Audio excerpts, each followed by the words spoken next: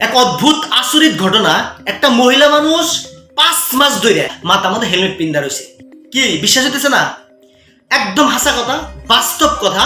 একটা মহিলা মানুষ 5 মাস ধরে, 1-2 মাস না, 5 মাস ধরে রাত দিন 24 ঘন্টা হেলমেট পিন্দা থাকে। হেলমেট পিন্দা খায়, হেলমেট পিন্দা ঘুমায়, হেলমেট পিন্দা সব কাজ করে।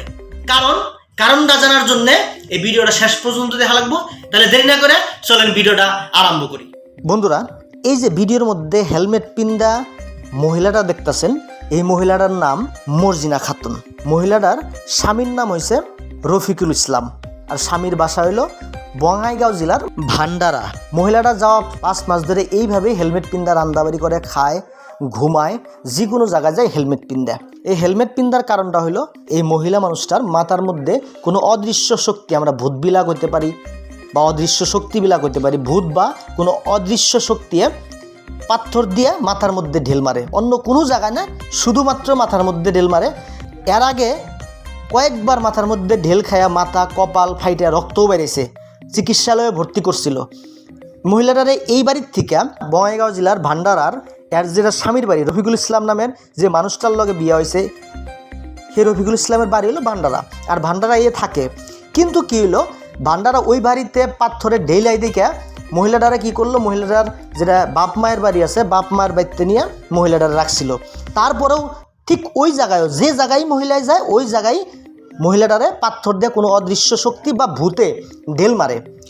এখন পর্যন্ত বহুত কবিরাজ দেখেছে, যদিও কোনো কবিরাজে আসলে এর কারণটা ধরতে পারে নাই। ভিডিওটা এত পরিমাণে শেয়ার করেন, ভিডিওটা সবারই শেয়ার করবার নিয়ে করেছি, প্রচুর পরিমাণে ভিডিওটা শেয়ার করে দেন, যাতে এরকম একটা কবিরাজের কাছে যাওয়া পায়, যে কবিরাজে এর চিকিৎসা করতে পারে, এর ভালো করতে পারে। বন্ধুরা, এই মহিলাটা এত কষ্ট ভোগ করতেছে।